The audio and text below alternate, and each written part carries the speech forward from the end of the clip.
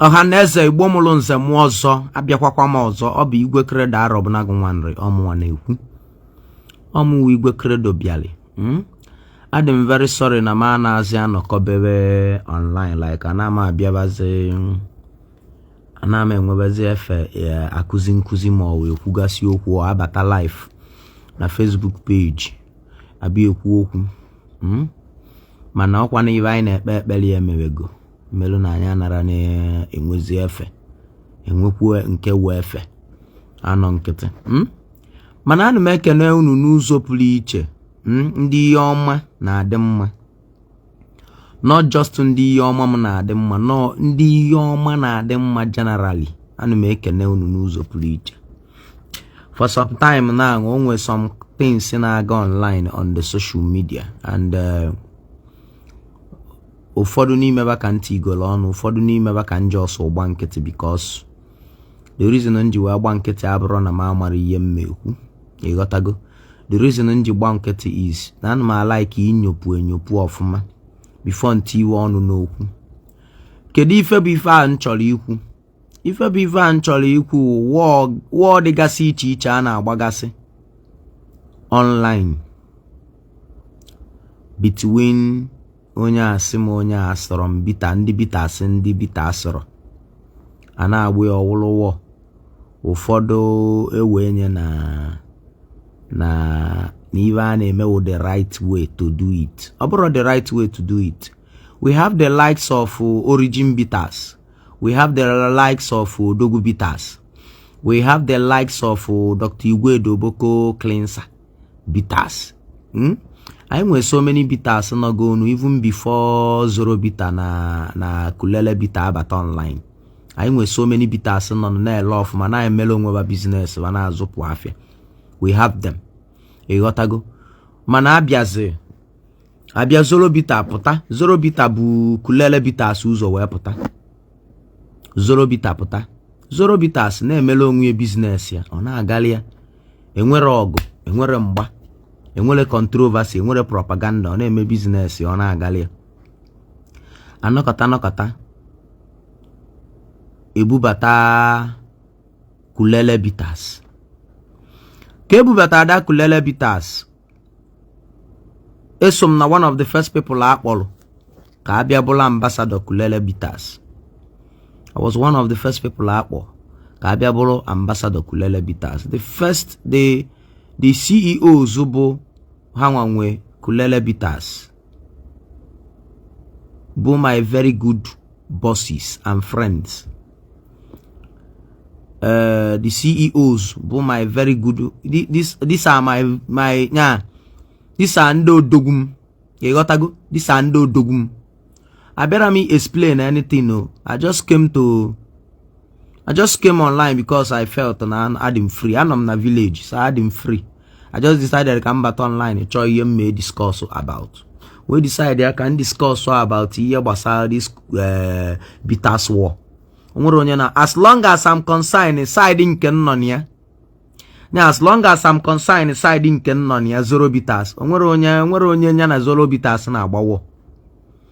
Yesterday, the day before yesterday, that is on Monday, yesterday. On Monday morning, you can see Lagos and Natamona Zion. And we discussed at length. We discussed for like 30 minutes or 40 something minutes. When I just say some kind things, can go to or someone na most of those things in the menoketa online. Bitters asron or marakwa Ivana or marakwa about it. Egotago.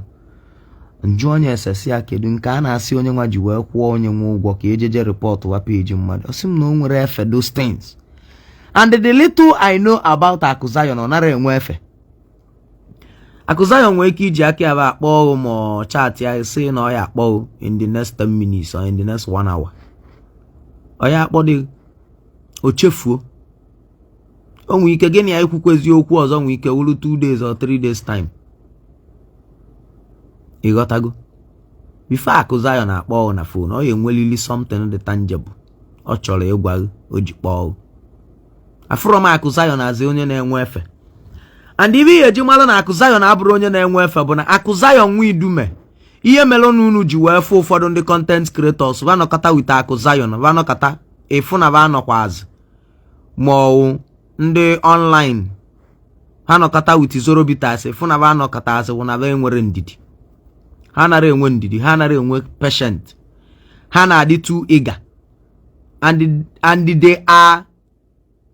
they are too straightforward nya ịmago wafụla Akụ Zion azụ onye mmeghe Bitters fụ Akụ Zion azụ onye mmeghe Bitters fụ Akụ Zion as somebody amara ihe dị na media or marketing therefore kaba control onye in his business kaba control onye in his business ifụzia a content creator ọ bịa na-agwa Akụ Zion si ya na ọwụ na ọ chọrọ ka mmanya ya lee na ọ ebupụta moto bu onye moto ebu inye moto mee nke nwa ịsanya ambassador kwụọ ụgwọ ụlọ mee nke nwa inye endorsement ibu ndị ambassadors yi moto ama branding evulu moto na-akpagharị na-emere ya advert eme nke nwa ịnọkọta iweta ime onye nwa na mma akpọtali ndị ya awa ambassadors ekpote entertainers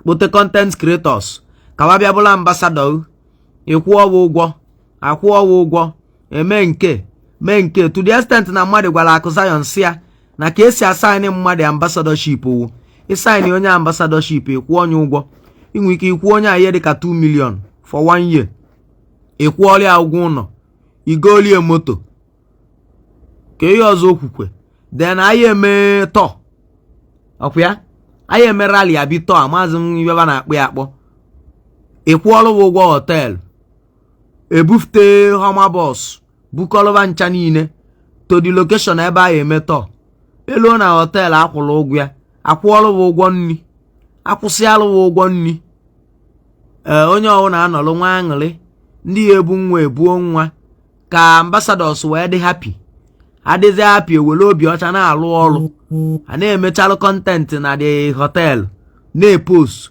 na-eme ka ihe na-akọdị ọwụ na onye nwe company mmekọsịcha ihe niile na-akakuleti rie mmanya na one ka gị nwa ambassador letego mmanya ego one ka iji go your platform leta a na-ebu iyi moto anụ ịlụghị nwaanyị eme nke nwa akwụlụ ya ụgwọ họteelụ enyeghị nri na the họteelụ anọ na-enu eme ihe na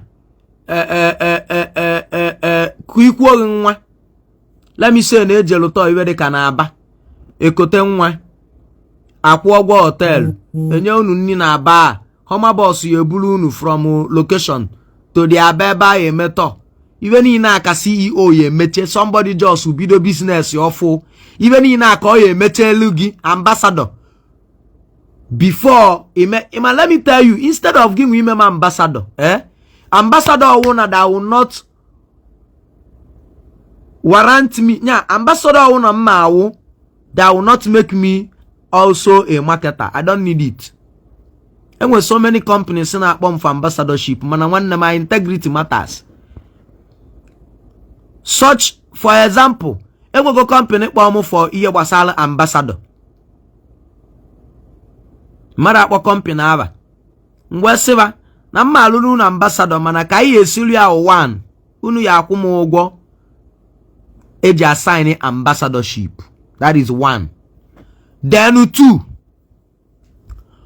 unu ya ala awumu unu ya na-emelu m artwork mmeji na market the real estate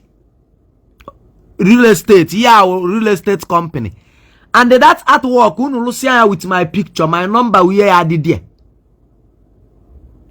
my number gakwent, my number we ya di there. Aya won were that artwork post on my platform onye chọrọ igana because na offer yem post on my platform more content me for advert for the company. Onye akpọ mu mputa wepụta time puta dulu onye a na onye nwe ana mo onye dị in charge of ije gosi ana edulu onye a je fu di ana aifusia di ana brother sister muna onye a ndị shon anọ there confirm o paper na confirm all the credentials o wula na kwesi inwe C of O. Nga confirm na nwelu C of O. Ma confirm your product and services before nkonu cover my fans to come and patronize you. And whosoever that will patronize your company through me will come through me. Oiva ka company nwoke ma kedu ma abia nke si na nke na atụle ego Red King. Oiva ka wa me. Ekpokojuo ndị ambassadors sign ikpo chibata n'ive a na-eme. Nwoke na from to money up and down to the ambassadors. Ndị ambassador je na-agba promo, na-agba marketing. Awe na kocha ndị mmadụ ego niile. Na kocha ndị mmadụ billions of naira nwoke tido. Awe je chuyaliva ndị ambassador na munga na onwe mu Igwe Credo ayare emerụ ya. I have integrity. If you don't like Igwe Credo, I do not care. The most important thing about myself, munga Igwe Credo, is that enwe m integrity. You cannot use me. Enwe m integrity, enwe m osenabo. You cannot use me. If you come to use me, I will know. If you come to use me, I will know. And maybe don't know gezo isi onwe m. Etu aka Red King ji wee chita ndị ambassador wee wi. Ibe aka ngwa my brothers. Wee si unu na assign yeli kwa ambassadorship a unu na assign yeli. Ebe unu ambassadorship gbafta unu agbakpu. Dey careful. Na real estate company na number m kunu yetilu m na artwork unu ya na alụ with picture m. Owuri iwelu picture m ti. Iwelu ava m ti, iwelu zie number unu ti. Etini unu na welu artwork picture m na advert mme na my platform. We jelie mmadụ millions of naira etini na achọwa CEO. Ikekwe iwela na 11 ga-elelesi mmadụ. Emezi asị na ọkwa Igwe Credo. I will not do it. I am a type of person enwere onye nji ụgwọ na-aga nchọ nwere okwu anọrọ m n'iwe celebrity. Jiden. Nchọ nwere okwu. Onwere ofu idiot nọkọta apụta na my comment section de na oji wee fu Igwe Credo na Ojota Park. Ọ gbasara ịma ibe mbịa na Ojota Park ime. Ejem na GU Ojota Park ka njem ewe bill. Kedu ebe ọ dị? Chelu ka m wetie. Egolum my father. Egolum my father na my mother Samsung Fold 3 na Lagos. And egom moto na Lagos. Egom moto na Ladipo na Alaba na Lagos. We go these two phone for my Fanon village now to hand it over to them. We go these two phone for my mother and my father. And egom moto nchọrọ iji aka m nyalụ nya naga east. Mwe check am mesi nyalu moto from Lagos we natava east. Ma ndị police ya na search ma this and that ma come down open your boot. Mwe decide ya okay. Na-enwe ike megide iwe kita anu nwa onwe ike tension dem na alụ mara ama mgbe ofu onye ji lose guard ofu phone. Ma ọ nchọba phone achọba. Ma ọ ndị agboro ma whatever that might happen on the road. Mwe si okay, let me take these two phone. Kanje tinye na way bill to Asaba by GUO. Very early in the morning, the idiot si na ofuru chie na aki na Ojota Park. No mbata night bus mfutansi na mgba plane. Umu fake life unu na live munu na anara emeka ofiye. We chikolo these two phone kanje menye nenye chikolo these two phone kanje menye way bill na GUO ka ogwadawa Asaba n'ụtụtụ a. Ihe around ebe 5:55. Welute na GUO ndị GUO wee meye ihe nwetara asị m ego ne ka phone a worth ka ba ma the worth of ihe ba na-eme we bill ngwesiba na phone a worth na phone a na-abo worth 2.2 na phone a na-abo worth 1,800,000 oyiwe ngwawa na phone a na-abo worth 1,800,000. My plan was mmenye we bill solo driver balu Asaba pa kpọ my wife apụta na Asaba airport road bịa chikọlụ phone a dowelum ka mmazi anọ phone nke m na moto m na-ebu na ka m na-aya n'ezi ka o ji na-ahụ na police search bam or search ta my own Samsung Fold 4 or search takwa another Samsung Fold 3 search takwa another Samsung Fold 3 mgbe ajụ kasiwa ga ajụjụ and ibe agba n'ụzọ eteka ike nji akpọ ndị ọga n'ọfịs adrọm wee bịa wee gwa ndị a na phone a na-abọ worth 1.8 million. Ha wesim ni yem ma akwụ for the way bill. The girl bugodo ụzọ tie mkpu. Sim ni yem ma akwụ for the way bill bụ 600,000. not even Maku for the way bill. This is Samsung Fold 3 UK used. UK used.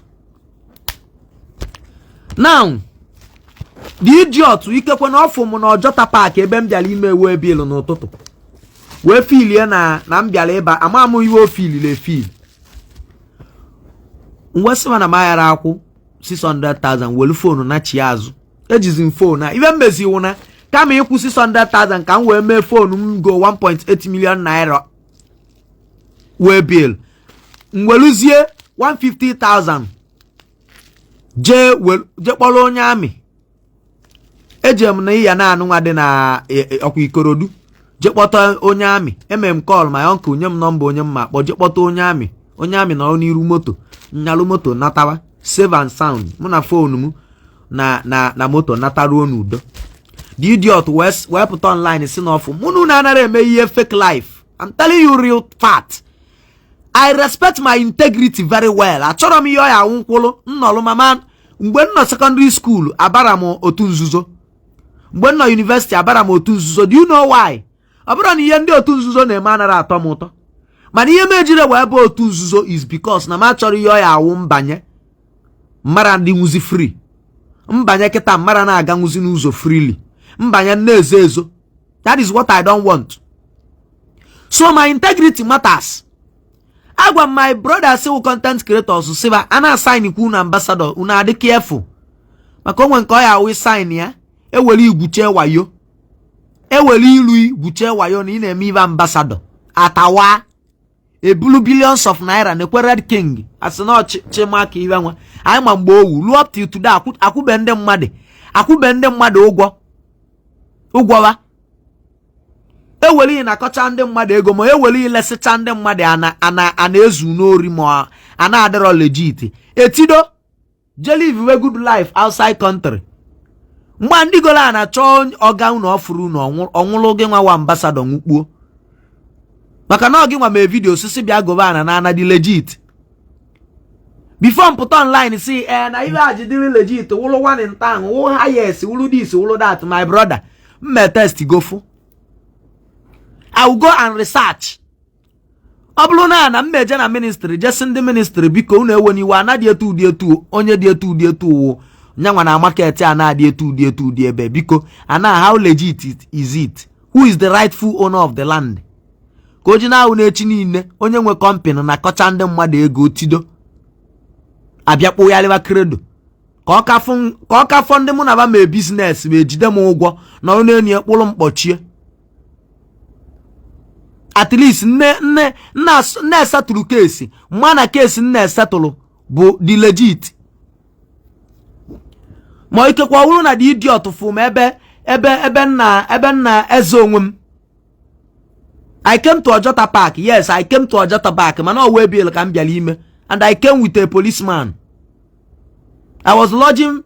I lodge him na keduma abia Serafina Hotel. Hotel Ebukobi. Ebe I can lodge can na Lagos. So when I wanted to go and do the way bill that early morning, I took one policeman. Osolum with Taizibum. No there ban office. I wanna walk la muna onye police bakwata zia ibu wee bia wee putaba. Onwere onye si ya sign ambassadorship. Sign ambassadorship. Mana na sign dey careful. Oya wo nwe ihe men. Ụfọdụ ni mu na amara de ebe CEO unu si. Una amabuli before iwe ma una as na company. Company kwa shop mmadụ akwụrụ ụgwọ ya o. Du ya oche du. Enwekwa ike ihe dị na company a bịa sign ya akwụkwọ. Abụrụ iwe elule 2 million naira ka akwụrụ de. Ti oche na-eme tu ti picture Soludo ma picture Okowa ti change everywhere ana eme na enwere office enwere ike ịkwụ ụgwọ duplex self mana ego ya anata ndị mmadụ ya akali. That is it. So even na-ekwu abụrụ ibe ọzọ is according to the CEO Sorobitas na o nwere onye nyanya ya na-agbawo Akụzayon Idume gwala musim na o nwere onye nyanya ya na-agbawo na ndị che na nyanya ya na-agbawo elule di ebe ọ nọ. Oyiwe okwuru ewite ọnụ ya na ndị a che na nyanya na-agbawo eluli ebe ọ nọ. Ịghọtago? So onwere war a na-agba onye ọwụna ifu na-post zero bitters ma na-promote zero bitters na-eme in a way na a na-agba war ma na onye ahụ an enemy of the company zero bitters. Onwere war a na-agba. Enwe di hierarchy. Onye bili ibi ebili. That's all. Ka mụ na ndị nke ọzọ na-akpa a na-akpa ofu onye n'ime ba mara akpa afa. I know why I don't want to call name. Ofu onye n'ime ba wa ambassadors wee welu ibe gbasara ụka na ọdịnala wee na-promote dị mmanya. Mgbe pụta wee sịa my brother, mmanya awụ a general commodity. Ndị ụka ya aṅụ ya, ndị ọdịnala ya aṅụ ya. Mana aka anyị ji aga can never ever work. Ịpụta na akọtọ ibe ndị ụka na-eme na mmanya ma no a general commodity. It is not good. I would a good promotion system. I would a good way to promote something. Igotago mbasi ọwụ na ndị zoro bitters nọkọta apụta si es na ọsọsọ ndị ụka ya na-aṅụ bụ zoro bitters because na akụ Zion na-eje Zion na ọwụ Christian. Akwụsị m ikwu maka zoro bitters. That is me. It must be generally accepted. Amunwa Igwe Credo na-ekwuye. Jụọ m echi ni na I will tell you. So mgbe that particular ambassador video ọ na-eme ọ na-ekwu ndị ụka wee welie wee na-promote zoro bitters. I said it openly. I don't want to be part of this thing. Ndị ụka na-enye m ibe na-eri. O nwere any native doctor kpọgo m show kwụ m 1 naira. Ha yes ibe ba ya eme wee bọ ya ego. Ha yes ibe ba ya eme wu m gịnị abụọ ya ego ma ị na-perform. They don't want to know mi nwere price tag eji book ọrụ ọ gbasara gị na ba. Ibe ya agwa na a na-promote ọdịnala gị bịa ka i promote ya ọdịnala. Mana ba ya akpọ musician na-akụ egwu ụka kwụọ onye ụgwọ ka ọ bịa kụọrụ egwu ụka. Mana gị nwa na-eme ọdịnala na-emegbu onwe gị n'ọdịnala ya akwụghị ụgwọ. Aya sị gị bịa ka i promote ọdịnala. A na-elighị mgbada na-elighị ọghọlị ọmụnwa na-ekwu ya rekọdụ anya pụọ na ọmụkwu. Ekwubugo m ya before si na ọ bụ na onwe native doctor ma onye ọbụla na-eme iwe ọdịnala kwunugo Credo ụgwọ ka m bịali ya show nyapụta bịa kwuo. Mana event niile njego n'ụlọ ụka I am being paid for. I am being paid to come there. Onya ka ibe Bible kwuru ji wee ma tọọ ụtọ na the gift of a man make it way for him. Kedu way a na-ekwu na your gift makes for you. Your gift, when you are using your gift, financial way will open. When you are using your gift, publicity way will open. When you are using your gift, kedu trending way will open. Or even that particular verse meaning. So even na-ekwu okwu ya bụrụ ibe ọzọ bụ akịdị gbaalụ m nya gbaalụ nwunye di m kilo na asị na ekwu m okwu n'ụwa ma wee sị mmụọ niile so m eji iwe mbọsị ọwụ na mma anọkọta n'ụwa ma cheta echiche imegide mmadụ ibe m Chukwu wepụ ndụ m. Mbọsị ọwụ na mma anọkọta n'ụwa cheta echiche imegide mmadụ ibe m Chukwu wepụ ndụ m. So ye eselu mụ na iwu mgbe nke a bụ nke m itiwela anya na ya. Ịmalụ nke wu nke jide. Ịmalụ nke wu nke m give it to me. Finish. I quietly left the group.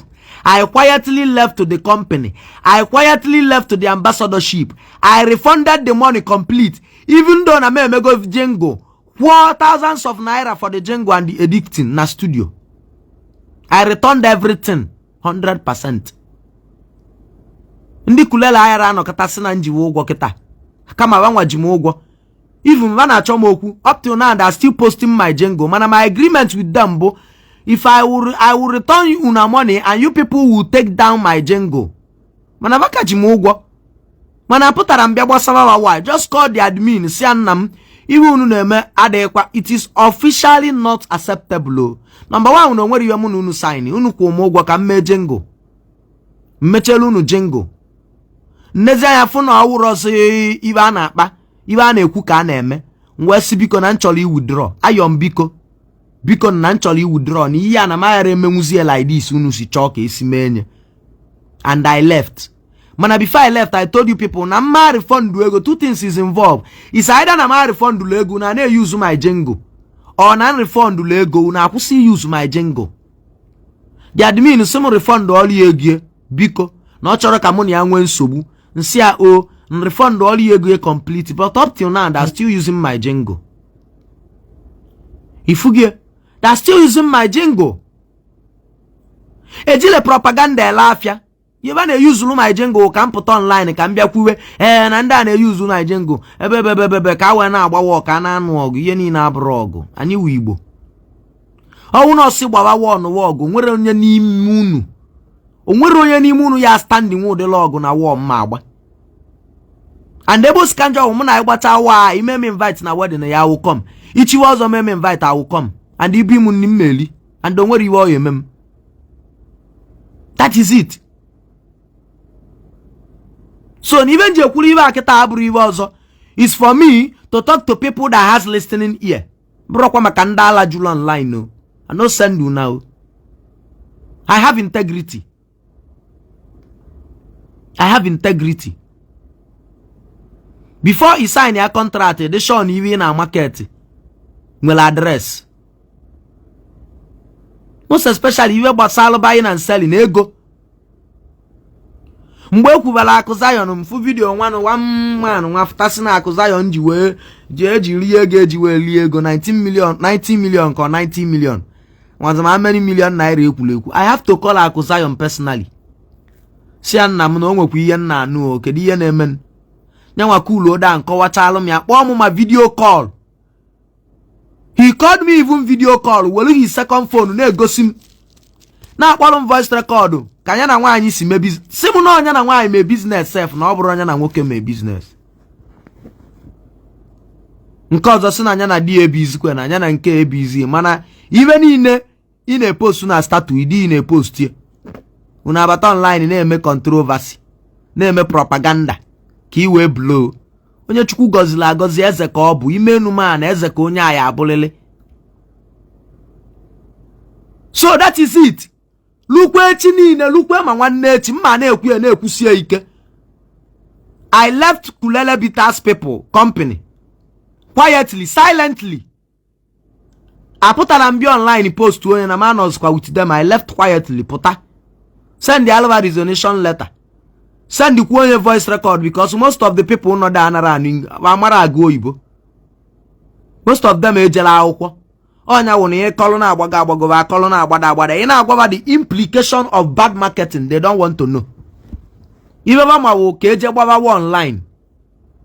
Ikokọlụ trouble makers kpokọba na ofuru m si baba je online je gbaba wo. O ibe Odogwu Bitters megide we si from Odogwu Bitters ba na Odogwu Hama. The company na increase in grace. Ebu moto si Lagos na anata. Ebu moto si Lagos na anata wee pụta n'ezi. Before Akụzion akpọ mpụta n'ezi full confirm Bitters 40 feet container. Ogagide pụta ebe custom kwụsị mụ emeye the container wụnọ cartons of confirm Bitters ju n'ime. Cartons. Nna ya na-arụ the container wụrụ na iwe delie o confirm Bitters. Mwejekwulu one of them kpọọ ya sị ya biko how many ambassadors do you people have in this company? Osim kedu ihe eji ambassador eme. Nsi anọ influencer anya ndị na-emelu na promo na advert. Owol English gwa m na ve nwere ambassadors since vaji bido and na ve nwekwu influencers mana abịa n'azụ. 40 feet container ju kpom si Ogun State na agbada Ondo. 40 feet container. I saw two. Ofu na agbago, ofu na agbada. Anam na checkpoint in the custom. Before nluo na checkpoint in the custom ko ofu gawe 40 feet. Mpụta na the checkpoint owu na the custom kwụsị the container. Emeye nyo owu na carton confirm Bitters juri ekpom. Owu na nwere iwe babu na that nka babu asiba gaba. Before mụ na Akụzion akpawa, Akụzion akpọ m. When I call them, iwe dị na iwe 19 million ka 19 million si 19 million asịrọ ka mụ na ndị custom nọ na-eti machine na moto mbu ka ba verify ya the VIN number. Another 40 feet container of confirmed bitters see from Ondo na agbago Ogun State akpata oyiwo m etu a ka ọ dị Boko cleanser ba mgbe ba na-eme nke ba Odogwu bitters. Luckily mgbe a na-eme iwe Odogwu bitters I was involved also. Anon with cash money. He is a marketer. Mgbe Odogwu bitters echi iwe marketer na Odogwu bitters ya akwụta 100 million. Ebi how many? Ebi 40 feet container or there am ka ba si mezi either 40 feet or 240 feet container. Ijele iletezikwa 100 million e fine iletere odeba iwetekwa ego ọzọ bulu ọzọ mana registration 100 million cash money in Asia.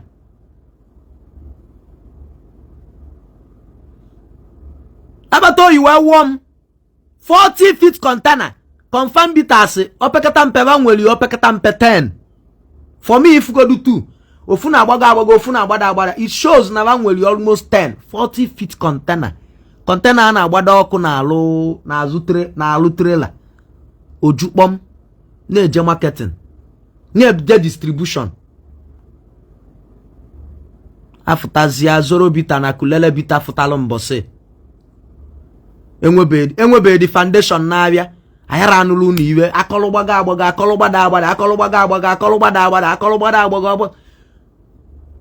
a na-eme sọ mkpọtụ online.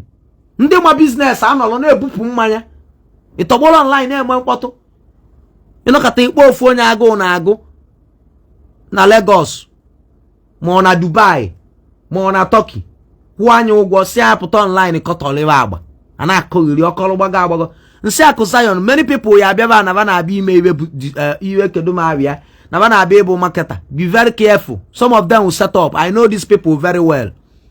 Agumva ka akwụkwọ jideba na my pants. When they do fake, I know fake. When they do real, I know real. Ezie mmadụ kwụọ onye ụgwọ nya bịa kọtọ mmadụ. I know. Ana m ekwu ya maka na mụ na Zoro Bitters nọ ma ọ na mụ na akụ Zion kwụ.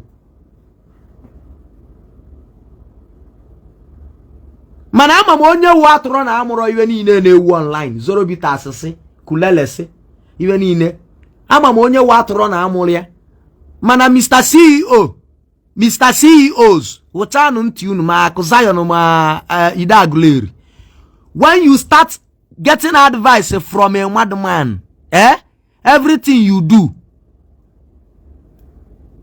becomes madness. I got that advice from a madman. Yes.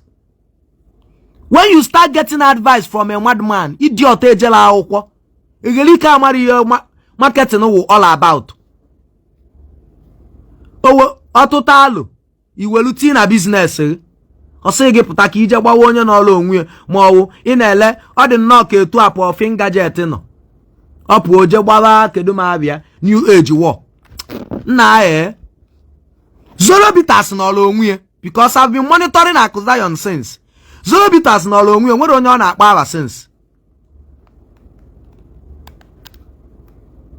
A wee pụọ wee je konukọta owu onye ala na Lagos.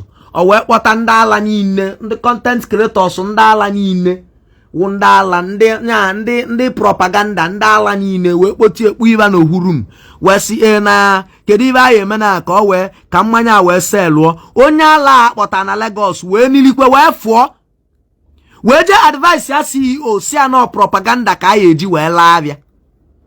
O propaganda ka njukwa ka Obi Kubana ji wee legide Odogwu Bitters wee lenye. O propaganda ka Zunko n'ụkpọ ji wee legide di General Bitters ya wee elu etu. Ijuru onwe iwe me na Zunko onye ụkpọ ejelejeje kpọta nwanne ya nwoke a ka ọ bịa advice ya na business ya. When you want to do business, rap friendship and na gị na onye na-atọ. Do your business. Asị Igwe Credo na-ese Akụ Zion maka ego Akụ Zion. Ka gbasa mụ na ego Akụ Zion. Akụ Zion nye m ego mana ọ sị emume ekwukwe n'ekpa m. Ego onye m nwere onye nọ n'ụwa anyị nugo m dike ego a n'ọkpụrụkpụ. Ka ntazia mmọnwụ. Mana onye renumie ka m bịa kọwa maka bitters. Emechelu m Ebuka Obi Jingle Akụ Zion kpọọ m sị m send account. Send account or send ego na account m after 2 days. Send my account after 2 days nweta alert ntie mkpu ama m ebe alert isi. Maka na aba eji send ego abụrụ aba mma. O mechezie mbaluo na WhatsApp. Ọtụọlụ m kedu m abịa. Sleep. Ọtụọlụ m sleep so mo just to appreciate you for appreciating Evangelist Ebuka Obi. Please, I don't want you to post it online. I don't want it. Nothing. Mmanwụ ka nna ata iwe. Mana onwe ibe nji wee chọọ ikwue. Ka ụfọdụ malụ because ụfọdụ ndị uche na ya Igwe Credo na-eme ihe niile ka wee nye ego. Nwanna adọka igo mie. Mana adọka elu mie mere m mkpọtụ. Adọka elu mie mere m mkpọtụ. Adọka elu mie emele m gịnị emere m mkpọtụ. Yes. Ego onye m mmasị na ọ dash emi adash. Ande ka onye kwu m dị ego asịkwa m ya nna m ego erikakwa na mama akwa ntie mkpu I was excited. Nsị a nna na ọ bụrụkwa na ego iweta erikekwa na ọ bụrụkwa nsọ gị nyego m ego maka iwe a mmele Ebuka Obi. Na ụfọdụ ndị Zion ma ndị nọ Australia ma ndị nọ Kuwait sendikwa alụ m ego appreciate ye mo n'ihe a mmele Ebuka Obi. Ọsị m mbada he is doing this one by himself for me. Ego Akụ Zion nye m onwe nuru mmadụ enye nuru m esinsi njipụta ụwa. Even if anyị ụba wụ senator sign m ego o ji sign m elulu ego Akụ Zion nye m. Dollar ka o nye m mana ego o ji sign m elulu ego Akụ Zion nye m. Mana abịara m kwube chọ ma ọ bịa it didn't even make me to put more energy in promoting his drink. Ọ bụrụ tata ka Akụ Zion mewelu m iwe.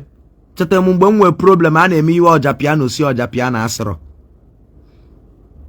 In as much as na madro broke then because mgbe a na-eme ihe ọja piano ebe nnọ wee kpaba nke wu ego na ọja piano wu mgbe akpụrụzi m kpọchie. Ọmụnwa jikwa aka m si ndị polisi banye m phone enye m phone. Eji m aka m sị banye m phone enye m phone nje na Facebook page m dee na ndị dị etu kpụrụ m. O wee ga viral bloggers bụ onye. Ọ gakwuo viral send gasị maka ahụ mee fast typer na send gasị alụ ndị send gasị bloggers mma ga-ebie na onye dị etu kpụrụkwa ma ọ ga viral. And after I stayed in that police and came out, so many people sent me money. Many people sent me money. So ndị be anyị ndị nri send godu ume ego send lugodu 1.something million. Ebido tụwalụ m ego na nri group chat.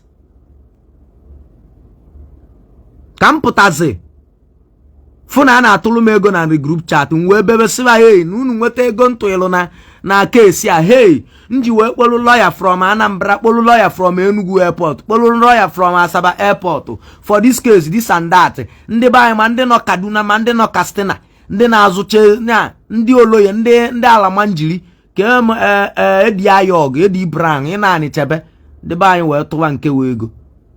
Ọ dị m ka ọ dị controversy e business ebi nke wu ikpu ego wee dọlụ. Ezen sendelu m 300,000.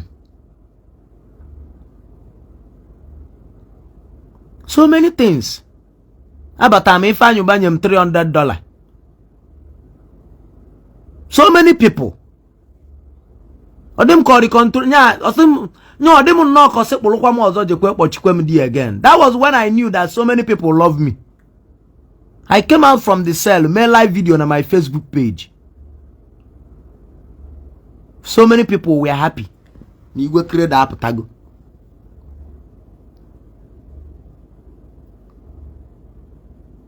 So many people, both my honorables in Imo State, mara akpa 100,000, 200,000, atuwego. So I may use every opportunity I have to make money. So Akuzion that period, I remember mgbe nọ na Luven Empire through Director Fearless. Director Fearless called Akuzion. We gwacha anyị ọgwa. That day was birthday Akuzion. Mgbe nọ na that hotel room. Mala Akuzion mbem. Ọja zigbuoli ọja. Akuzion send the ego that day. Ego ahụ send mala akpata oyi na arụ 500,000 mma akpa okwu aba. Ọmakwa onye nwu. That was in 2023. Last year. After ka ijeche emecha ọja piano. Ọmara onye nwu ofunuro m.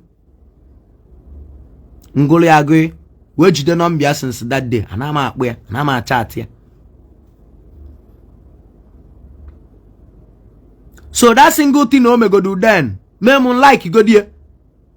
So mgbe abịa akpara nkata kwuwe iwe na group ndị nke ọzọ na nekwe ka a esi me mfụwa na iwe a chọrọ ime oke eje gwawa Akuzion war ya na Zorobitas ya. We say that I can't do it. Hey, kama ya mụ nwụrụ. Aga ugbukwe mụ na nwunye m na nwa m. Kama mụ nwa Igwe Credo ya agbawa Akuzion. Gbaalụ m ọgụ. Mgbe ego adịrọ m n'aka. Makwa 500,000 as of 2023.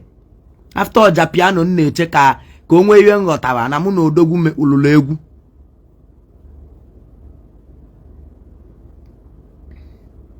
Eke ego. Owebụlụ ya. Onwere iwe megide ka m pụta n'ụwa pụta explain we. Na ibe melu mmeji pụta explain owu na nne explain Facebook a na-akwụ m ụgwọ. So ịchọ type gide you go explain tire. It's not my business. Man even ma wụ etu another life na-ekwu ihe na-ekwu Facebook ya akwụ m ụgwọ ya. So whether you like it or not, another m nkịtị, I'm still making my money. That is one. Ka ị nọ na-akọgheli na-type iwe sọrọ na comment ọ gbasara alụm. You are enriching me. Facebook ya akwụ m ụgwọ n'ọnwa ndị ba na-akwụ na $. Echi niile m weli egote Samsung. Isi na na-elive fake life. Echi niile m weli egote Samsung. Isi na na-elive fake life. Echi niile m weli egolu moto. Isi na na-elive fake life. Echi niile m weli egolu gold. Isi na na-elive fake life. Echi niile m weli egolu gold. Isi na na-elive fake life. Jee live onu fake life na jee live onu fake life na anwụ ka igote nu ka imebe na ọfụma. I do not concern. Nwere iwe gbasam. Ụfọdụ asị Igwe Credo iji wee lie ego onye ọja gị, lie ego onye nwa, lie ego onye nwa mgbe onye ọja m nke izizi na-achụgharị ngwele n'okpoko. Mgbe onye ọja m nke izizi na-achụgharị ngwele n'okpoko. Ibe njikwu fụkwanụ that guy wee kpọrọ ya ụkwanụ ọkwa the spirit of God in me si m kpọrọ ya. Na ebe izi nnọfịa wụ the boy pụta ọ na-egbu ọja. Ọ bịa n'okpoko. Ọkwa n'okpoko, yes n'okpoko. Ọ bịa n'okpoko anụnwa ọ na-egbu ọja ngwele. Ngwele nọcha n'elu fence. Anọlụ n'ego ọja. Ụmụazị nya na ya na-ayị eje achụ ngwele. A wee nwee ike si n'azụ. Ngwele na ọzọ ya na-ege dị ọja na-ekwe n'isi. Esi n'azụ na-anwụta ngwele na-eti n'akpa. Ba na-eje elesi ndị na-eme ihe na ndị na-azụ ka ema abịa vulture ndị na-azụ ego o wee na-egbu ọja that day wee fịa. I was just standing na-ekiri ka these boys na-egbu ọja ngwele niile about 3 or 4 ngwele kwụlụ na-ege iwe ọ na-egbu. Ụmụazị ya na ya yi si n'azụ na-eti aka na-anwụlụ ngwele na-awụ na-akpọ ọwụlụ format ba ji achụ ngwele. Nke aga mmụọ m sị m this boy iya nyelu this boy aka.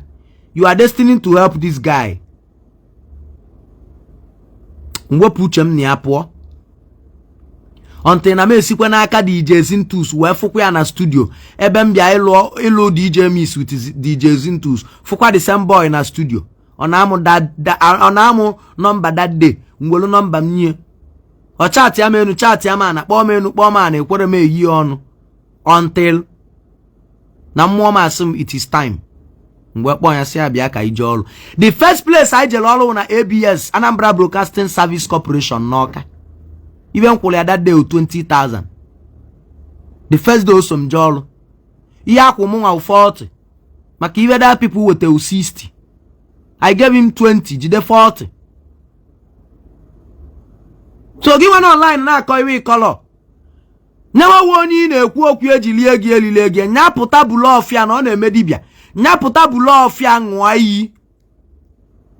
Between him and me, onye lile egi ibie.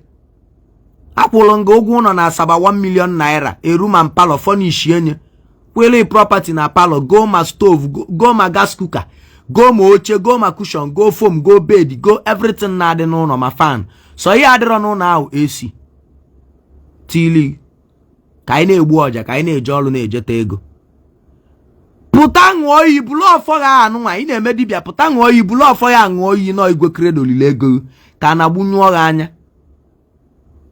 Ọ bụrụ na egburu igbo ọnụ, ọwụ na ọ na-eje n'azụ m je na-agwa unu nke adịrị unu na ya.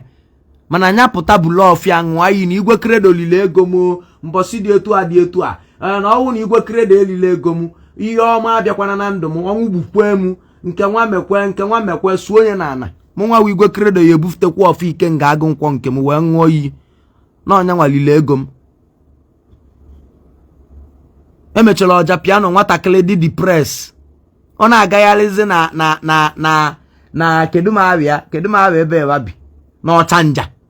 Ọchanjan ọgbọ plastik. Ọ na-agagharịzi na ọgbọ plastik. Ụmụazị ibia na-aghara asịa anọkọta n'anya fonu anọkọta eticha anya. O wee megide ibe niile ome.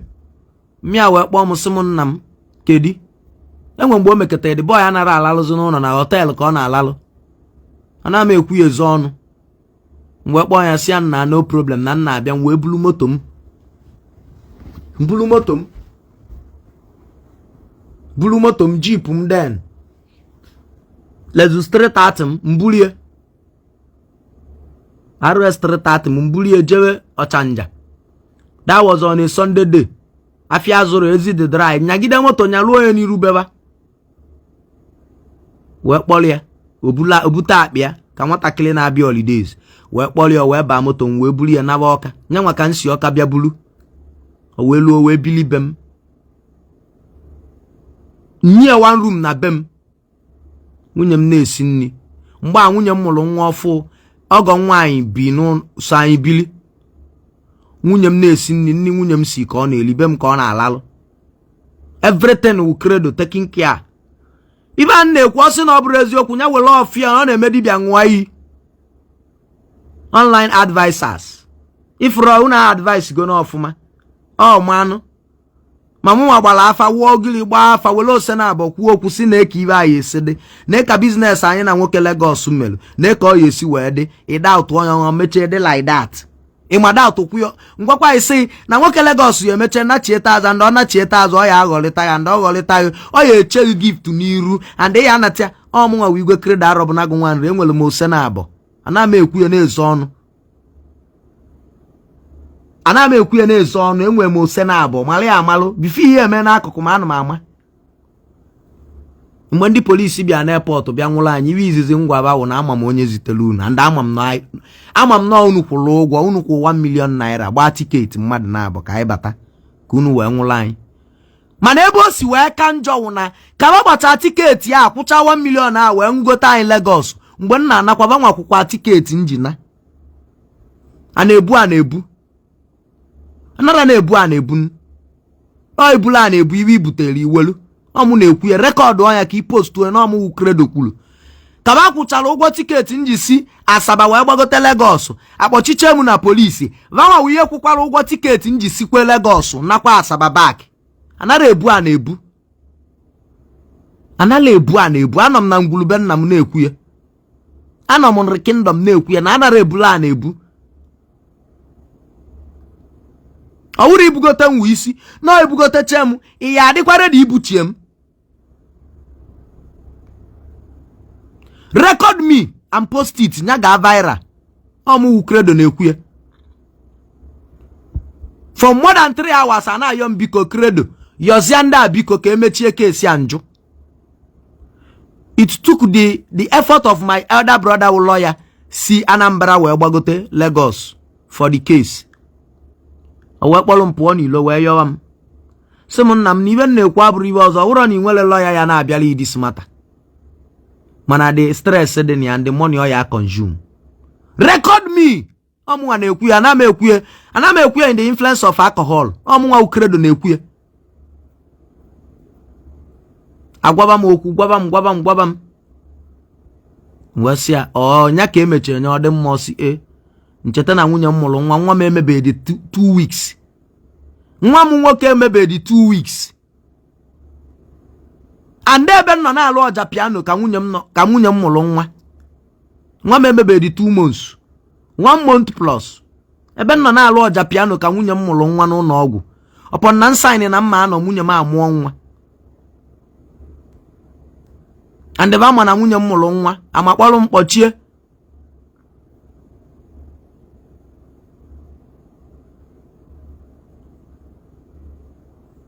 Gịnị wee mee? Ebulu m buyalita m enu, buyalịa ma na make mmụọ popular. Buyalita maka na ibe Chukwu si na mmadụ ya abụ ka ọ ya abụ. Buyalita m enu. Thank God na mgbe ajụrụ ọjazi, he said it openly. Na ọkwa anya nwa Melu Credo ji wee kwutewe okwu royalty. Because I don't not have interest. What I know is that voice is the voice, man. The only one my Igwe Credo man with that voice.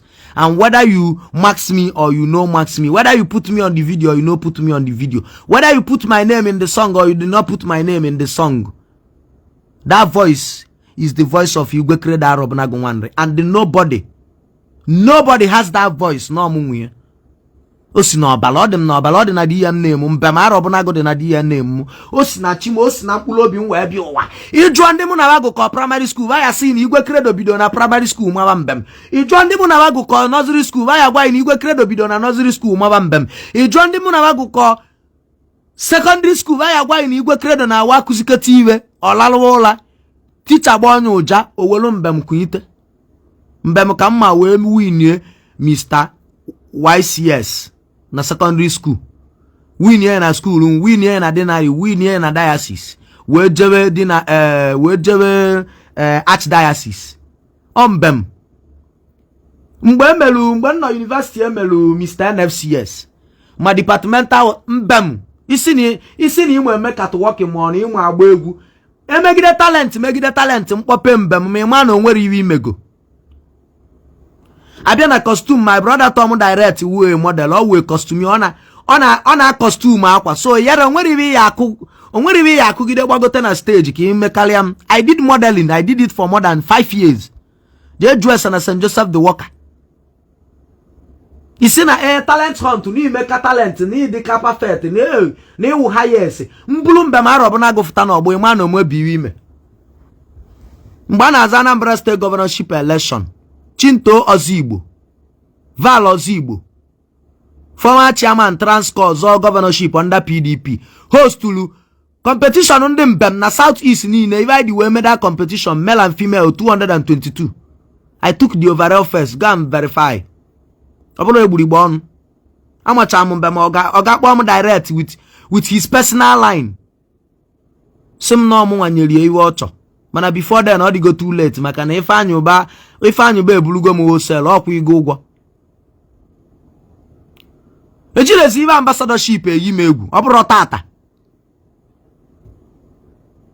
mbọsị ife anyị ụba fụrụ mbemụmụ ka ọ fụrụ mbemụmụ kpọọ jụọ sisi chọba Igwe Credo wee chọta Igwe Credo kpọọ m anọ m shoot film with Junior Pope na Asaba den wee shoot chedi film wee si Asaba ewelu jet wee si Asaba budget we jebe Abuja that day mbatala Abuja ka mmalụ mbem oga kwe m nkwa moto sign am ambassadorship that day iwo ji we sign am ambassadorship as of then $1,700 as of 2020 $1,700 $100 $10 $100 17 or iwo ji we sign am ambassadorship $100 17 Niwe sebelu mu na onye dumu wee jebe Ifeanyi ba wụ na ijeche ebe Ifeanyi ba land ya na Asaba. O wee sị m o nwere ibe mma achọrọ ya maka na mụ nwa ya esizi Ọnịcha naba Ọka nya nwa naba Nnewi. Mgbe tie aka na akpa m wee welu 500,000 naira. Nya naira ndị senator na ndị gọvanọ nya na ya na-eme meeting mgbe mbata anye m wee si na naira enye m wefte 500,000 wee nye. Dele onwe m happy na ana Sina mayare emetu aka na $1,700 ogatiri na envelope ama sticker Senate until na ma nalu obe nnam na mayare enyi mmadu. That was 2020. Owa na 500,000 anya that man no Judy Avon iwe ocho kan si na dollar mnyi ego which I cannot do. Mu ka sign lo ulo gi. Owedwa.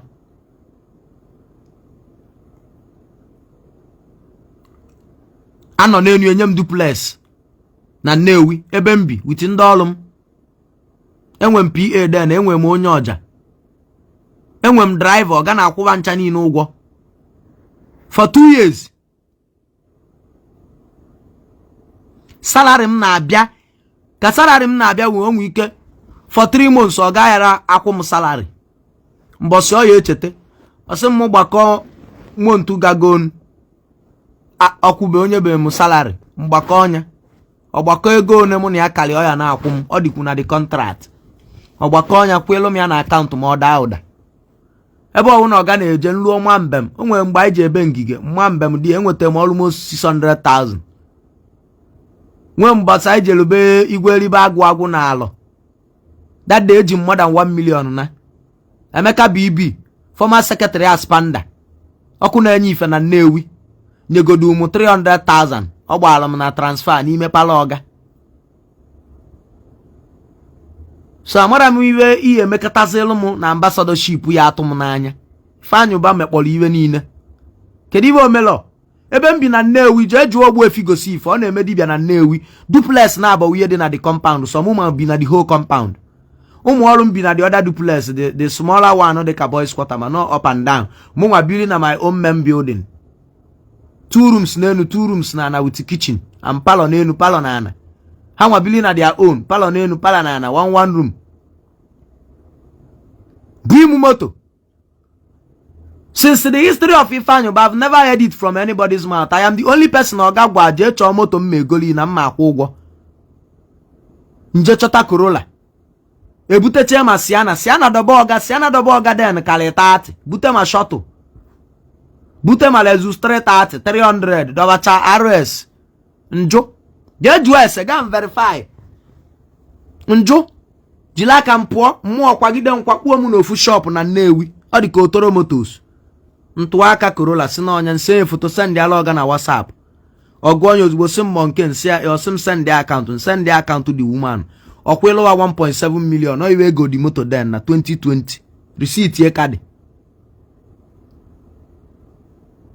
Nsi mkpọ ya si akeda ava ye den osim de ava m ya na ọmụ ka ogolu moto. Nda ava m die. Mbulu moto nata. Bata na pala ọgachila akwụkwọ na-achị anya ọga Ifeanyuba sị m chida akwụkwọ jebe. Echenụ m na oyo ya wụ mbata asị oke ka abịazịa mee video gbaa picture. I am the only person go and verify. Till now, yera fu any picture video ebe Ifeanyuba na hand him key na paper moto m. Ọga sị m bulu moto jebe. So amara m ụdịka ambassadorship inwe ike imekọtazi Igwe Credo ya atụ m n'anya. Eji ambassadorship ewu ime egwu. I became an ambassador. Not just one ambassador. I became an ambassador to a sitting senator as a governor in 2020. Go and verify. Munu na abrofu. Abromo ori wala wala. I became an ambassador in 2020 to a sitting senator as a governor. Not just a sitting senator as a governor. To Capital Oil and Gas. Na fuega anya. Nwere mbosi nso oga pụ ma ya reji opekata mpene ya na onwezi iwe eme 500,000 na. Nwere mbosi ata eze nye m 1 million. And ebo skanjo uno nwere onye mụ na ya na-eke ego m. I work directly with oga. Nwere ya gbasa mụ na mito onye mi chief of staff, chief protocol. That is why all of them hate me and I don't care. Oburo tata ka wo bido. Agbago we ego enugbo awana, gbo enugbo ana. Enwe nke anọkata je ebe nwe eje enye m poison, liche poison onyebe m nsogbu. Nyalu moto m from Akwa. Akwa. Nke ya agacha wee banye ụga. Akwa n'Imo State. Nyalu moto m from Akwa. Nata be nna m ebe a na ngwule ebe a nọ. Kulu mmiri dị n'ite ọna na obube nna m nwa. Bọsịsịa iwe niile nli. Waalụ change Akwa nyalukwa moto m that night around ebe 3 a.m. na chi ebe boga maka then I was sleeping boga mgba anu ma lalu n'ime moto mboga. That was mgbe anyị na-eme iwe election maka ọga na-awa ọnọkata ime abalị ọmapụta na ọ na-eji ife onye nwa onye ọwụ na-eme ụzọ. Everybody was sleeping in the compound. Inwe moto ịlalụ na moto inwere moto egbuo siren ịma na ọ ga-achọba gị efu. So ọ bụrụ tata ka Credo fụbalụ currency ọ bụrụ ọzọ m ka eji ego aghọrị. Amara m iwe ihe nyekata nkịta na ambassadorship ka ọ tụọ m n'anya. Ana m ekwu ya publicly, record me. Amara m iwe enyekatazi m ka ọ tụọ m n'anya ba. Ọ bụrụ taa ka nwoke fụbala iwe. I became an ambassador to Senator Dr. Patrick Ifeanyi Chukwuba brands, which na inside that brands are the four different IUSN. Enwelu Ifeanyi Uba Solidarity Movement. Enwelu Ifeanyi Uba Unity for youth. Enwelu Okanko. I became an ambassador of Igbo Efu na worldwide. Ndị Igbo nọcha obodo oyibo na support m iwe dị egwu. Before m na ọjazi ebido lụwa ọrụ eduru m eje ebe mgbala na express Ọka. Express dị n'Ọka by Old Road n'iru Unizik School Gate cross ya by Old Road. Eduru m eje ebe mgba 2 plot of land in express there. Si ya na iwe awa na m nọ mbe m aka mmagide wee go ana. Iwe a na-ekwu ọsị na asị nya were ọbịa ṅụọ iyi n'Ikulukwe down before 6 months ihe egotekwa ụda na adobe na ego dịkwa na mbem dị n'ọja. Etu a nọgodo I'm very na m make ego in a month. I make more than 6 million naira from my mbem in a month. Mana oge nwee mazi etu nsi make that money. So anọkatazi mgbe m pụzi from the group ndị content creators ụfọdụ ndị content creators vanava nọ wee kpaa alụ ka wapụta online kwuo na achụ m achụ ma ọ because na ekwere eme m ambassador nji aka m sị na m achọkwazi a na-ayọ ọmụmụ bịa na ka asaịn ya akwụkwọ nsị ba chelugodu maka na akụ Zion ego ọkwụlụ m na akaụntụ amara m ka m esi bido na-asị nliche ego akụ Zion kịta echi niile apụta agbawa wọ ma echi niile akụ Zion mkpụrụ ndị nke pụta tọ kulele ekpolu ndị nke pụta tọ ị mara iwe ka m obi wee refund ndị kulele ego ba maka na iwe adịlụ m na akaụntụ is never to heaven goes.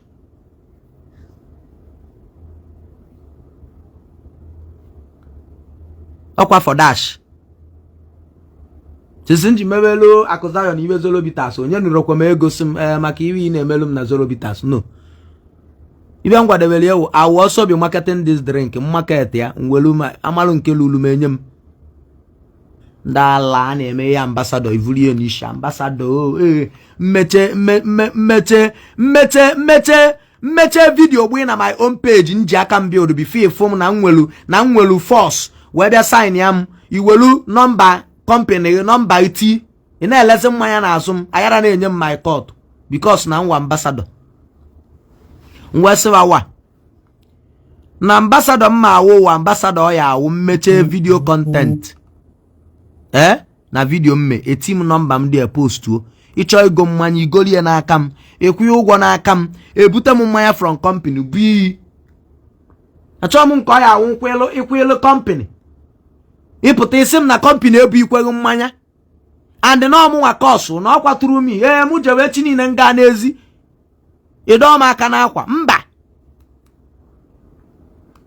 so mụ na anara emekọrọ ofu ihe ijere na mmọnwụ ọzọ ada agbakọrọ egwu n'ọgbọ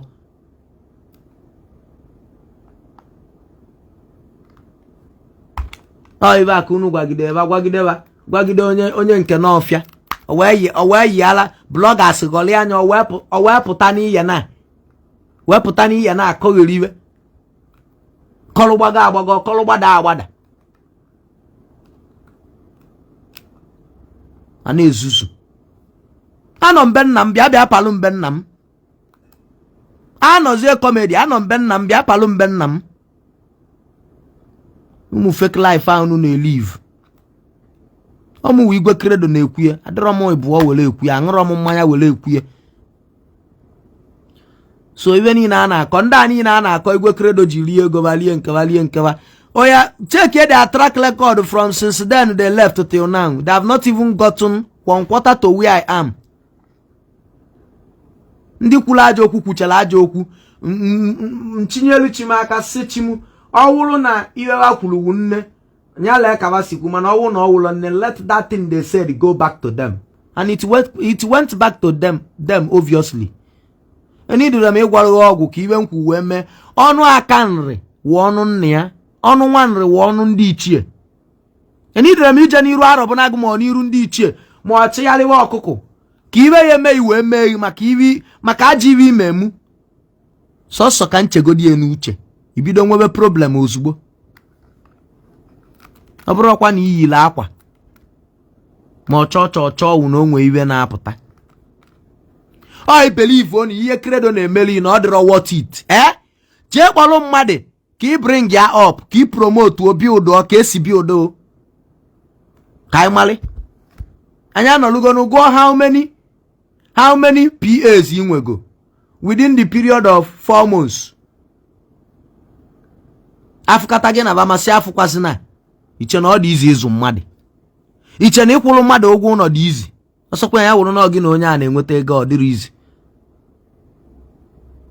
Onye ọwụna dị anya ukwu anyara akwụnwụrụ ya ụgwọ ụlọ na ndị ọja mmadụ n'one na-ama mbe m kwugoro ọja ụgwọ flight ticket to go to Lagos Abuja mana anyị ebuku m ọrụ mkpọta onye ọja m kwụọrọ ya ụgwọ flight ticket kwụkwọrọ ya ụgwọ họteelụ ọ chọkwuo nwa ebu ime nwa kwụọ ụgwọ ka o wee wụ na ihe niile na-aga ọfụma ka alụwake n'ọrụ alụtụ ya iwe makene manya ya alụgide ọrụ ajebe obodo oyibo lụgide ọrụ anụnwa President Tinubu akpa anyị ma anyị SA or Commissioner for Culture.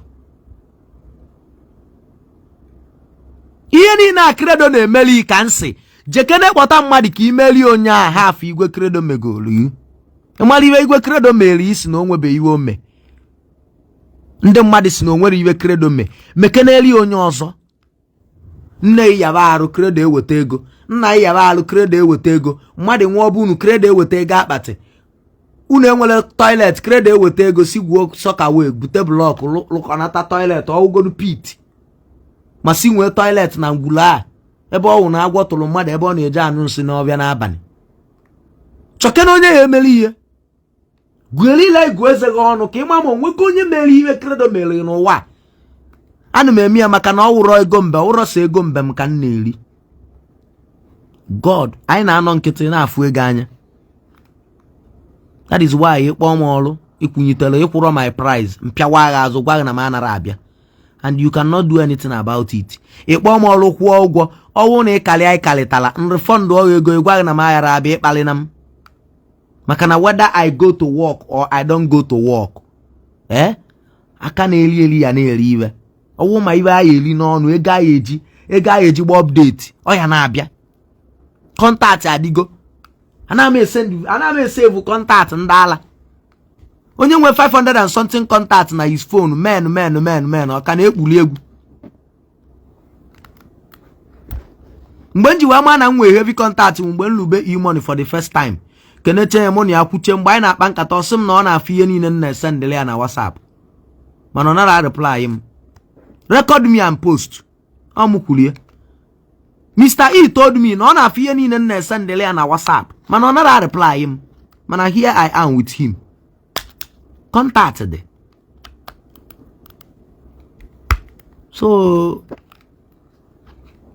ụmụ ogbenye na ndị be anyị nọ na diaspora agụụ dị na-arụ enwere ihe na-alụ nọ nkịtị ọbanwa wụ ihe dị depressed bata online na-akọmentị yeli ya na ndị ụwa na-esiri ike ndị dị depressed na onye ala nwatakịrị nwoke na ọkpụnọ na mgbakwa ọka o meghelu shop na ọ na-eme art ọ na-ese iwe during the tenure of Obianọ ọ na-ese ihe ọ na-adọrọ ihe during the tenure of Obianọ wee si n'aka commissioner for commissioner for culture wee nye the idiot boy contract to paint the kedumavia flyover Amobia dị n'Ọka. I didn't collect 1 naira for that work they pay to his account direct. Mana ọ dị ka emecha akwụzu uchezie ụgwọ ya maka iwe gbasara ndị gọọmenti. Nyaka the idiot boy after so many years na abata na my comment na edegheri. Onye nyalụla aka. Gwagodu m onye nyalụgola aka kwulu ezigbo okwu about me. Gwagodu m onye nyalụgola aka onye mmegoro ihe ọma kwulu ezigbo okwu about me. I know the involvement of Junior Pope n'ihe gbasara ka esi ripopo Ọja piano for him idute mụ na Ọjazi to do the Ọja piano. I know his involvement. Mana mgbe a na-agba the why I never opened any secret between me and him and his involvement in the Ọja piano. I kept quiet because onye lugoma iwo megolu me alone is enough. When you help me, I know. I don't forget any help mmadụ render to me. Maka na that help mmadụ render to me. Enwere ndị na around me that would have helped me, but they didn't. I have uncles who billionaires. I have uncles who celebrities. Sekadi Junior Pope were celebrities. Ịchọ mkpọba baba. Ofu ụmụnna, ofu ngulu. Maka Junior Pope were celebrity. Mana wedi mulie fit ikwe nwanne ba n'ọkụ. Somebody we si ukere we kwe mu n'ọkụ isi m bịa kọtọbịa because of chicken money m enwete na Ọja piano. I decided to keep anything concerning him secret. Aburo today. Ama mgbe anọkata akpọ m sim Igwe Credo chọọchị anụ nka ọkwanụ gị nwa wee isi ihe niile ngwa bịa welu 2 million naira ka imechie this case. This 2 million naira is for you. Mechizie this case. Kpọkwuo da guy ime interview si anya butuo the video na ịchọkwazi. Ịchọzikwa inye the boy ego ịchọrọ iyalụ. Record me. Nsiba mba na mayara emenwe. Not because of this guy ka nji agbala ọgụ a maka na family o si from the very poor. He's not like he is not from a family like me. He's not from a family like mine. Amu na duplex. Ben na ma keta room de ni ava aluche 18. Abiamo wa for this compound like this. My grandfather no wine na ba ini na Billy nudo. Amu mbata na compound ben na mmali full fleet of cars. Na compound ben nam. Anata Christmas etu ụmụnne my father police na esochewa convoy. Amụọ m mfu mmalụ na ndị ba na nna m kpatara ego. So my family and my background and his background abụrụ ofu ihe. Nna m lụchiri ụlọ anyị bi n'ezi. Anyị bichiri ezi na nri ebe a. Anyị bi na main road. Nke awụrọ ndị bi n'ime anyị bi na main road. Mpụọ ilu ebe a kịta ifu main road. Anọ m be nna m. Iwe dị na ngwulube nna m 18 rooms 2 duplex or iwe dị na ngwulube nna m. So money awụrụ ofu ihe. I know as a diokpala he needs money to take care of his aging father. Arụ adịrọdị. Ego m so n'ego eji wee treat gide da man o wee dị mma etu ọ dịba. Mana mma akọkwa na one yala one. Nke mma akọ yala ibie. What of the aging mother? Why in the 69 years? According to him. Retired teacher. No gratuity, no pension. Private school private school retired teacher. I knew the boy needed money. Asị m na 2 million welu ka imechi ọnụ. The boy ayakwuda ama na enyeghị ego njụ. Because of integrity. Emechezi onye ahụ ị na-anụlụ ọgụ, onye a gị na ya na-achụ anụ jezie n'azụ leg. Before oke ọkpa akpa ọ na-alụgo 500,000 pụtazie ebe ọ ya ekwusi okwu. Commissioner of police na ebe nna m kwuzie ka iwe si m ekwuchego m kwuzie. Ọ sị ọ bụla ya ọkwa onye nwa ji wee na-aghọrị credo nke nwa mana ọ gị butere okwu niile na-enye anya sị poverty mentality na the type of background mmadụ isi bịa can affect you for life. Na m etu ka ọ bụla ọnụ ana my grandfather ka alụlụ ụnụ ụka dị na nriba anya St. Mary's Catholic Church. My grandfather nwa na ebe alụlụ dị ụnụ ụka more than More than 20 hectares of land. More than 20 hectares of land. And a field on out of the name. St. Mary's Catholic Church and Riaba. Go and verify. So I'm not from a wretched family.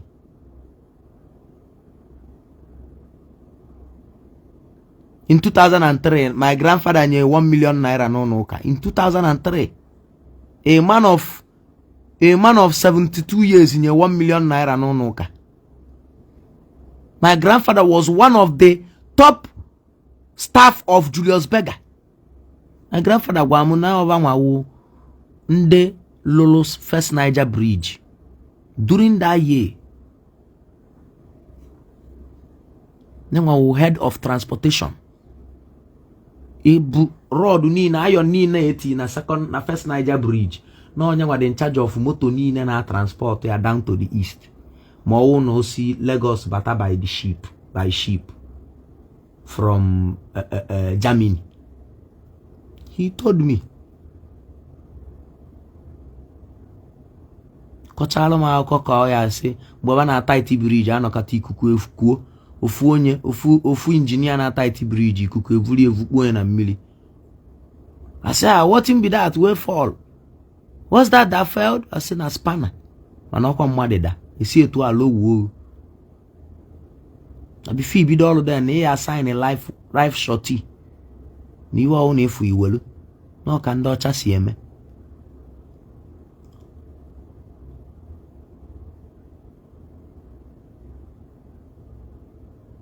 Awabule. So I make a noon. Deme. What the reason? Mano ke malo na Igwe Credo awuri iwe ndị okpoloko ọnụ nchenambu. My father mụrụ anyị had 5 children. All of us will graduate from A to Z. My father bụ a lecturer in the University of Ibadan. History and International Studies Department, Faculty of Art. My mother was a lecturer in the Igwe University, Department of the Faculty of Engineering, Department of Medical Engineering. Go and verify. My father is retired. He retired last week. My mother cannot in active service. Go and verify. You see them from a poor wretched family. My mother were 3 lawyers. Jello Law School. 2 in London. 1 in Nigeria, Abuja, na Mofuma. See them from a wretched family.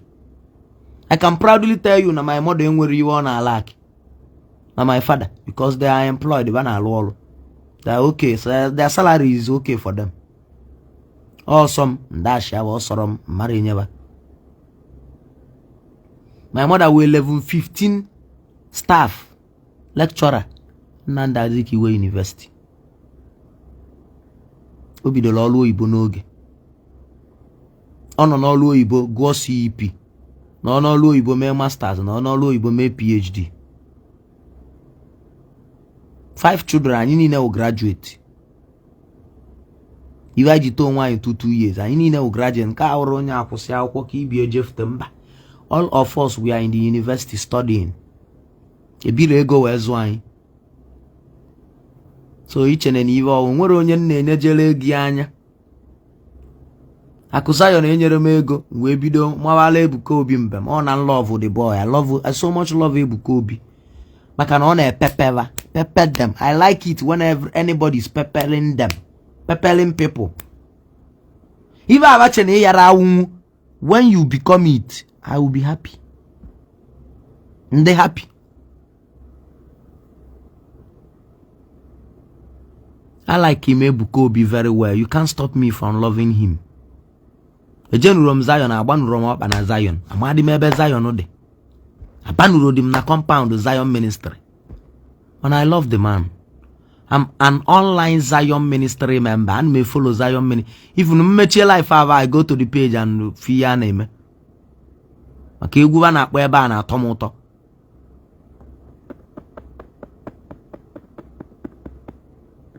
What's in there, men, darling?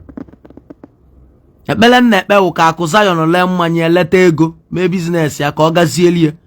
ide agụleri nwe kulele bitas ele nke eleta ego ọgasielie akede gbalụ ma ọgbalụ nwunye dị m ilo na asị ana iwe doka agba ọgụ ịnọkọta ije konkota ofu ndị abịa kọba ewe nkenwa akọchago ụdị ka iwe ahụ pụtara amacha m fọmatị niile a na 2020 onwe mgbe anọkọta si na Igwe Credo na ọgwụ ego ka ngwọ na nji ụmụ nwaanyị agwọ ọgwụ na ngwọrọ ọgwụ ego na nji ụmụ nwaanyị agwọ ọgwụ maka na o nwere iwe ma nna alụ mana ego na-abịa emeche mmiti Ifeanyị Ụba nlụwa ọrụ amala ebe ego m si abịa because before mmiti Ifeanyị Ụba enwego m ego anọlugo m n'obe onye ka ọ gasị gbasuo m iwe wondem pịasuo onye si ya moto onunwe ivi m achọrọ m ka ndị ọrụ iweli ya kparịa m enwere m ego igo moto a before I met you mana ọ wụrụ moto wụ mkpa m for the fact na ibu m moto ahụrụ ya ka ndị ọrụ ya eji na-akpali m ọwụ na moto oyi ese na eki nwụsarị ya ki na after 2 months ọ gaghị eji aka ya kpọọ m sị m bịa bulu moto m. Integrity from onset. Go and verify. Record me and verify. I brought back the motor 2 months moto double oga ji aka ya kpọọ m sị m Credo m bịa bulu moto m. Bịa bulu moto onye m 200,000 m jekwe package edi moto ka m kwa senator bidokwa ọrụ. Go and verify na ọmụnwa Igwe Credo lụkọtara Ifeanyị Ụba ọrụ ibe a na-emede ekwezi m nghọta nji nwayọ de resignation letter online post ori online esendele m ya na WhatsApp okwula okwu nkọpịla ya je post online. Go and verify. Onye apụghị ọwụ na ịfụrụ old member na apụga jeje jụọ onye a kedu onye na-alụrụ Ifeanyị Ụba ọrụ lụkọtara ọrụ je de resignation letter online resign chakwa mechekwa ọ gasị ya na resign bụ ekwe kpọchie tie back mbidokwa ọrụ ọmụnwa Igwe Credo so ọ bụrụ taa all integrity even mma na maghara emenwu ngwa na maghara emenwu ya and you cannot do anything. Go and verify. ọmụnwa ka ọ ga bụ iche moto njili aka mbunata moto bụ ọga chiriki iche ịvasịva ọga batu na asịva na m anya ka ọzọ na ọga jeche bata fụ moto ọbata ọfụkata moto n'ime bi ọsọ mbakwa kpọọ m jili aka mkpọọ m sị m bịa buru moto m bịa Nnewi iburu moto onye m 200,000 sị m jeje pakeji onwe m ka m bidokwa ọrụ. ọmụnwa Credo. Go and verify. Onwere onye ọzọ egwu kwa emie ị na-ekwu okwu Igwe Credo anywhere mbele face anywhere bere face bele face gịnị ebe m fụtara ego Ifeanyị Ụba niile resign ya n'ala onwe m ojila aka ya kpọchiete m azụ ọwụrụ iji ego ị nwere ego. Do you have money? No be today. Ana m eji aka m ọgaranya mekete ọ dị ya ka ọnyanwa na-enyezi mụ na ezinụlọ m nri nsị ọga I resign. I'm done. I am done. Enwe nke akwa ọkụkụ mekete mgbe ahụ mkpọ ya si abịa nwoke nke ị na-eme imeterie ọwụ na ị na-eme because na ifili na ị nwere ego. Stop it. Ịma na you don't need me around you, tell me I go. Nke ime kita awụ mkpali to me, don't try it again. If you don't need me around me, you tell me I go. Nyali ana onwekwe onidikwe m mbọsị onidi ma ọkpọ m nganatakwa. And that is it. Iji na ịwa ọgaranya na ị nwere ego insult I have integrity for myself. Ịchọ ịkpọ ya pride, I don't want to know. Ofu isi anara eme ọfịa, that is my belief. Inwe ego na akpa m nwa nwere ego and ego nwere, I'm contented with it. Enwere m ego mana the little I have I'm okay with it. So even na akọwata abụrụ iwe ọzọ bụ ọ bụrụ iwe taa ọbụrụ today. Junior Pope ọ ya agwa several job onye gomu nje macha mbe m chiwachicha onu gbafu ego fuel jee lụchalụ ọrụ chọmkpo okwu aba maka onwere onye na-atụ egwu chọmkpo onye mere datin lụchalụ ọrụ kwụzi ama ụgwọ okwu mkpọ Junior Pope ọsị mkpọ nwunye ọsị mkpọ onye nwe ọsị mkpọ nnecha anya gbaba nkịtị olowo ndị Junior Pope kpọọ m sị m ndị nke akwụgokwe ụgwọ nsị ọga biko ịkpasu na m iwe for that money leave it. Don't tell me ịnwakwana nwa gwa m about that money again. Try kwana gwa m about that money again. Forget about it. Unu emene m iwe ụmụazị ọrụ mbịa alụsịa mkpọ onye asị mkpọ onye asị mkpọ onye Is it my duty to call onye ma amara? Now you call me work some mobia. Ngune ngwa igi gwa onye na ego na mmeji lu olu a. Isim na egwa onye and no kwote. Mbialo sisi olu isim mu jeze gwa onye mu ni akalila business. I stand my ground.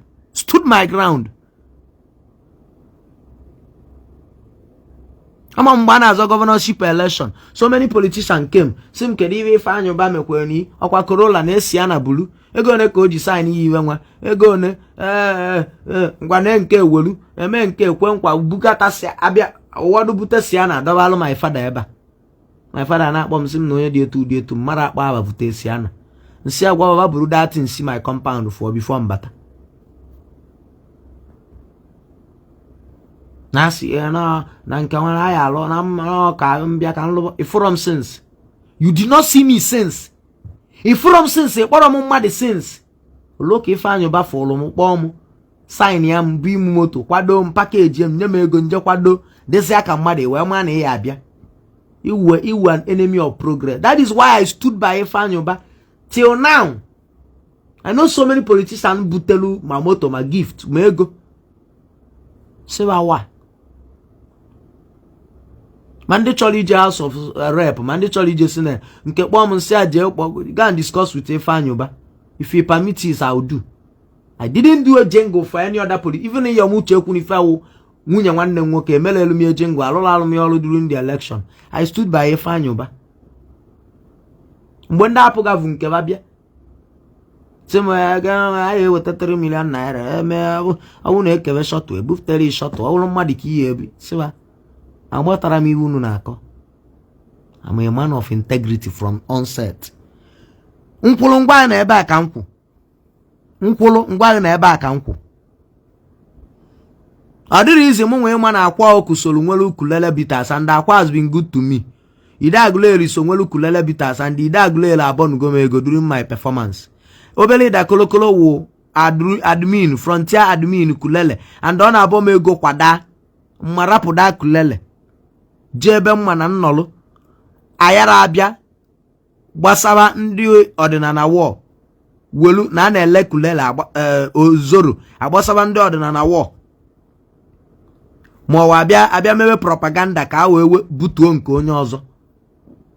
Oh my integrity ihe ọwụna mụ na anyị na-eme if integrity m I will maintain it.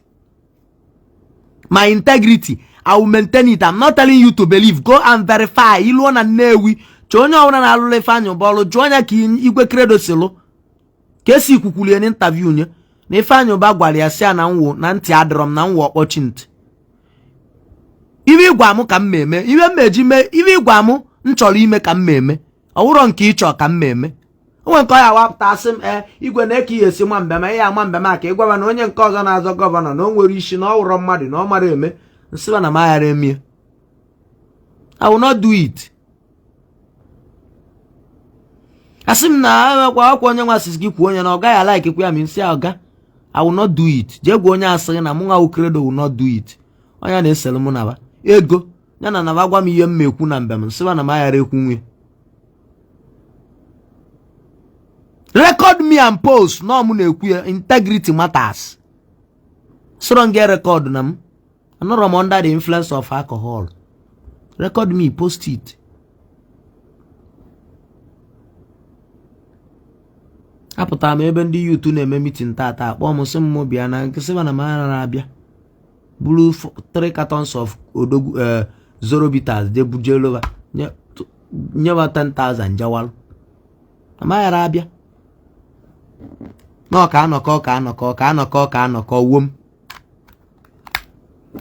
Igbote m onye na group ndị content creators mụ na enwere iwe gbasara m anara adịba mma. Mmadụ dị ka wagaji o nwere iwe gbasara Credo na-adị ya mma. Ọnọkata ọpụta ọkọwa Credo kọwa kedu ebe wagaji nọ wee malụ waga ya awa na-eme comedy shady comedy nwa Madam Social kpọọ m as my cousin kpọọ m waga awụrọ my level na 2020 na alụ ọrụ with Ifeanyị ba waga ya elu nso ebe nọ 2021 na alụ ọrụ with Ifeanyị ba waga ya elu nso ebe nọ 2023 na agba Toyota 2010 akwa 2010 2014 waga elu mu 7 no oji ụkwụ agagharị mgbe shoot mgbe abịa nri ebe anụ nwa shoot che comedy with MC Shade na Ofekedibia mburu moto m na ba nwee were ụkwụ na n'ezi ma agbadịlova break mmebu diva na moto mụ na ba level na anala onwe m mmebu na moto ma akwụsịdịlova moto digoro empty they will not enter my moto mụ na ba level far back ewetelu m ọnụ kịta ihe je burugodo ụzọ megodi mechi investment domesichi iwe zụnyitegoro ndị nzụnyitegoro na entertainment zije ndị nzijegoro obodo oyibo tinye ndị ntinyegoro n'ọlụ anọ mbe Ifeanyị ba tinye mmadụ 13 n'ọlụ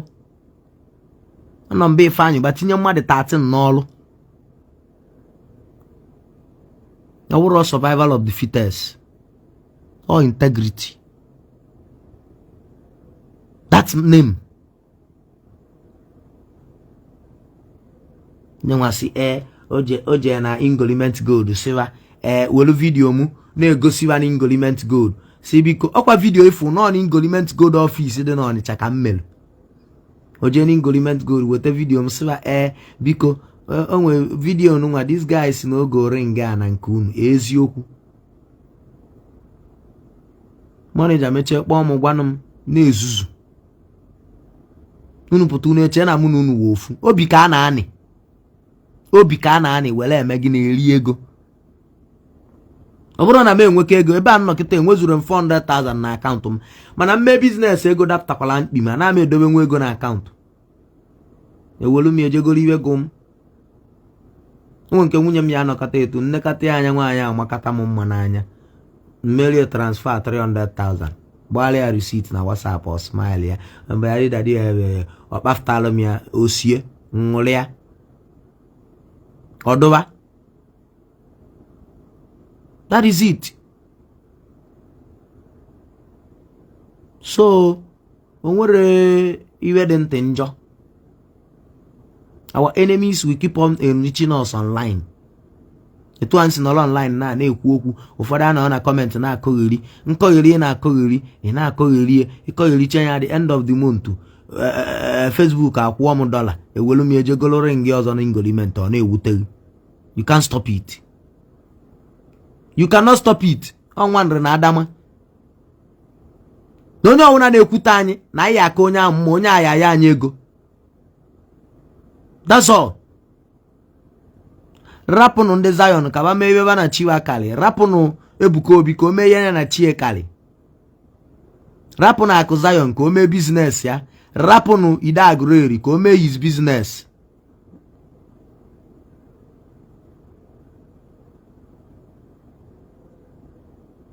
Daalụ na ekene munu.